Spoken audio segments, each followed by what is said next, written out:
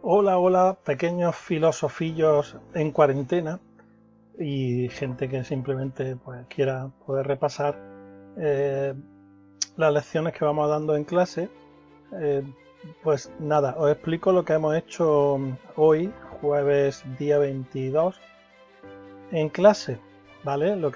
Simplemente lo que hemos hecho, hemos avanzado materia en el libro, estábamos en el tema, como veis, el tema 5, la teoría del conocimiento.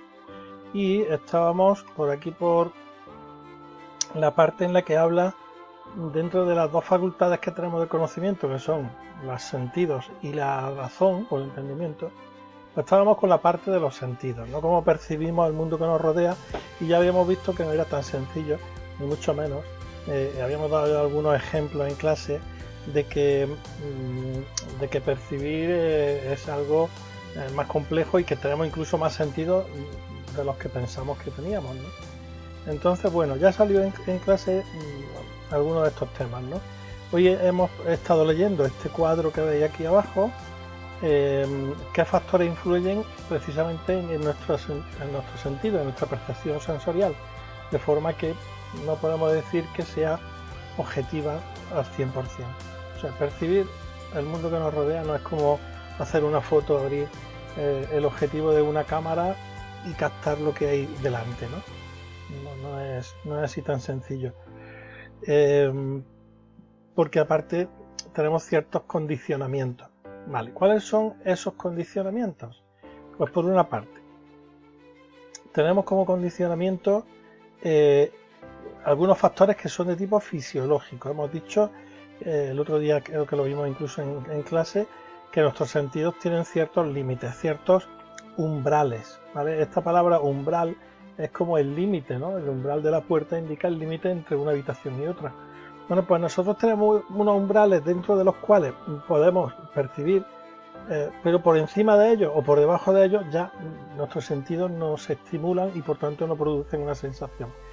Y he puesto el ejemplo de, del color, de los colores. Nosotros vemos más colores, que hay animales que ven en blanco y negro, sí, sencillamente no tienen receptores del color, y hay animales que perciben más colores que nosotros. Nosotros vemos los colores que nos marcan el arco iris, precisamente, en los que están, no recuerdo ahora cuáles eran y el orden, pero sé que están por abajo. El último es el rojo y por arriba el violeta.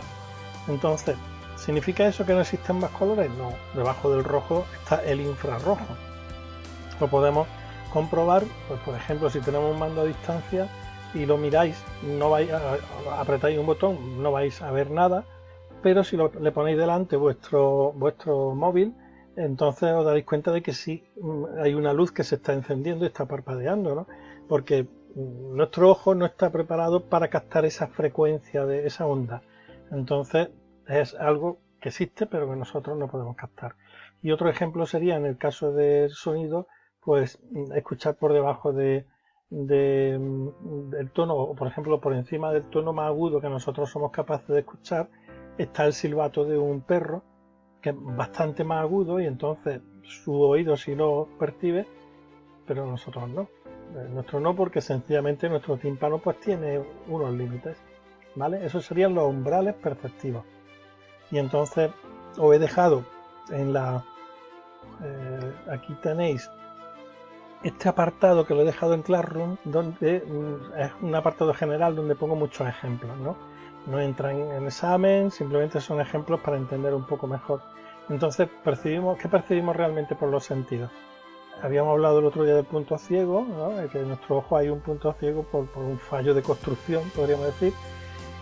Tenéis también otro artículo interesante que habla de la visión ultravioleta, que se ha descubierto ahora que hay, por ejemplo, animales como los perros y los gatos que pueden ver, eh, pues no sé, manchas, colores que para nosotros pasan desapercibidos, pero que están en ultravioleta y ellos sí lo pueden ver, ¿vale? Y también aves, insectos, reptiles, peces, o sea que nosotros no tampoco podemos presumir de verlo todo, ¿no? ¿Vale? Ese artículo lo tenéis aquí en este apartado que os he subido a Classroom. ¿De acuerdo? Bien, Seguimos en el segundo tipo de factores, que son personales o podríamos decir individuales, y en este caso hablamos de que como realmente nuestros sentidos están abiertos siempre, constantemente, cuando tú estás en clase, pues en realidad te llega un montón de sensaciones, un aluvión de sensaciones, de datos de tipo visual, de tipo sonoro, de tipo olfativo, que están produciéndose alrededor, pero que no todos ellos pueden estar procesándolo y prestarle atención a todo, porque nos volveríamos locos. Estaríamos constantemente centrados en qué cosas sentimos. Entonces nuestra mente tiene una capacidad de filtrar, como una especie de embudo, de hacer que solo pasen aquellas sensaciones que nos interesan, y precisamente en eso consiste la atención.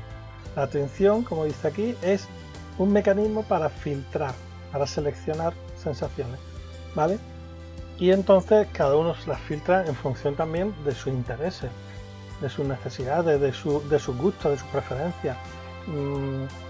Yo he puesto un ejemplo hoy, que era que 3 personas que van por un campo no ven las mismas cosas cuando caminan por ese campo, ¿no? por esos caminos del campo. ¿Por qué? Pues porque, por ejemplo, imaginaros que hay esas 3 personas, una se dedica al campo, es campesino o agricultor, entonces va por un campo, por una zona donde hay olivos. Otro es un pintor, y ese pintor, digamos que observa pues otras cosas diferentes, porque no se fija en si los olivos tienen muchas aceitunas, si el campo está bien cultivado, está bien cuidada la tierra, está bien arado, etcétera, sino que realmente se fija en los colores, en cómo puede haber un paisaje allí bello, puede haber un horizonte, el color del cielo. Eso no le interesa tanto al agricultor, o al menos le interesa el cielo desde el punto de vista de ver si va a llover o no, pero nada más. Y imaginaros un tercero que sea, por ejemplo, un biólogo y que esté estudiando la flora y la fauna, pues que se produce en esta comarca.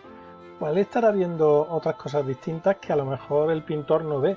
A lo mejor estará viendo si las plantas están en el momento de la floración, si hay insectos, si hay animales, etcétera, ¿no? Entonces son 3 formas de mirar el mismo paisaje, podríamos decir, con ojos distintos, y por tanto ven cosas distintas, ¿vale? Según tus preferencias, tus necesidades o tu oficio, ¿no? Así que eso nos da a entender que filtramos, ¿no?, la información, y que no es tan fácil captar nuestra atención. También le he dedicado un tiempo a hablar de los anuncios publicitarios, porque al fin y al cabo los publicistas, los que crean anuncios en televisión, por ejemplo, pues son gente que tiene que tener en cuenta de qué es lo que más atrae nuestra atención, qué colores, qué trucos, por ejemplo, publicitarios, como por ejemplo utilizar situaciones chocantes, ¿no? Que no te esperes, porque en un contexto determinado meten algo que no pega, ¿no? Entonces, en un banco entra de repente una persona que va vestida con un bañador, con un flotador, con un remo, y entra allí al banco. Eso hace que te llame la atención, ¿no?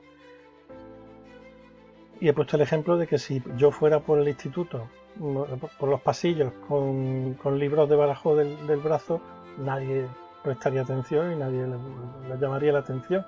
Si en vez de eso fuera con una gallina debajo del brazo, pues evidentemente sí que rompería, ¿no? Y de esa forma pues conseguiría captar la atención.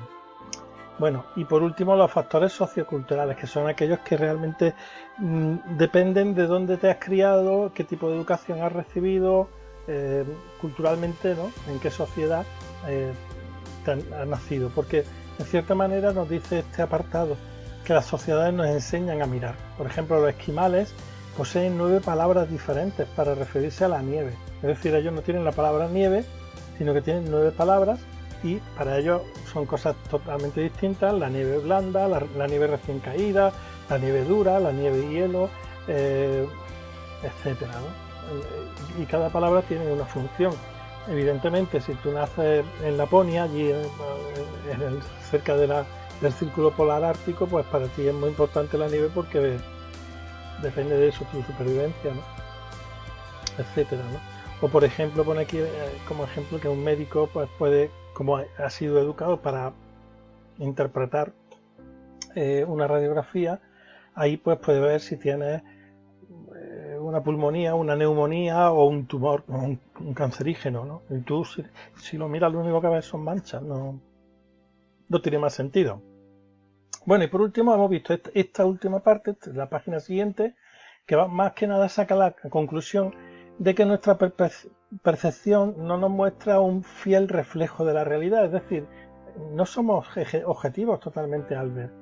A veces decimos, esto es así porque yo lo he visto, pero es que a veces lo que vemos puede ser que esté influido, como hemos visto, por factores, ¿no?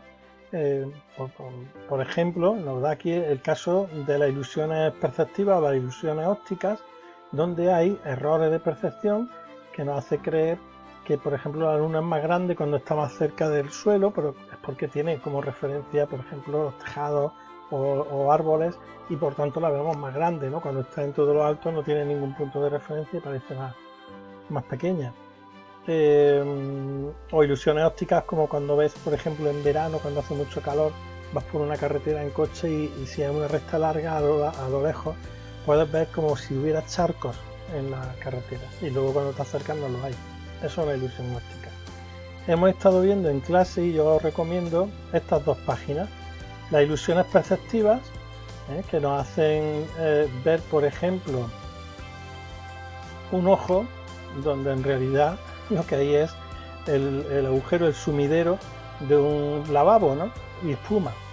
Entonces, bueno, desde lejos parece un ojo. O la famosa copa de Rubik, en la que tú puedes ver una copa, efectivamente es una copa blanca, sobre un fondo negro, o bien, si consideras que el fondo es el color blanco, entonces hay dos caras de perfil mirándose frente a frente. Lo interesante es que no puedes ver las dos cosas a la vez, o ves una o ves otra. Esta ley de la percepción que se estudia en psicología también se produce en este ejemplo, en el que te reto a ver al mismo tiempo, a ver si eres capaz de ver una vieja y una joven, ¿vale? No sé qué es lo que has visto de primera vez, pero se puede ver una vieja con esta cara así grande, con una nariz muy gorda, con una boca sin dientes y esta barbilla también tan grande, y este sería su ojo, ¿vale? Y este el pelo. O bien una joven que está mirando hacia atrás, hacia este lado, y que tiene, esta sería su oreja, y que en el cuello tiene como un collar, una gargantilla, ¿vale? Entonces fijaros cómo es posible engañar al ser humano, ¿vale? Si por ejemplo os parece que este círculo es más grande que este, pues os diré que los dos son exactamente iguales, pero por contraste parece uno más grande que el otro, ¿vale? Y como esto tenéis un montón de ejemplos. Tenéis esta bailarina, por ejemplo, tendríais que buscarlo como vídeo en internet. Es una bailarina que gira y a cada uno le da la sensación de que está girando hacia un lado, unos para la derecha y otros para la izquierda, ¿no? Incluso a una misma persona se le puede dar la vuelta y de repente empezar a girar en sentido contrario. Y sin embargo, no ha hecho eso, simplemente está moviéndose y da distintas sensaciones. También os aconsejo, ya para terminar, que veáis esta página de un dibujante del siglo pasado, que fue además matemático y fue arquitecto, que se llama Escher, y este hombre, bueno, le gustaba hacer cosas geométricas, pero también le gustaba hacer dibujos imposibles, ¿vale? Imposibles, ¿en qué sentido imposibles? Pues en el sentido de que, ahora lo veréis, a ver si se me abre. ¿Veis? Hacía como dibujos de edificios, perspectivas, mirad qué perspectiva más chula, mosaicos, también le gustaba mucho hacer mosaicos, pero en los que mosaico es un conjunto de piezas, ¿no? Simétricas normalmente, este dibujo es totalmente simétrico.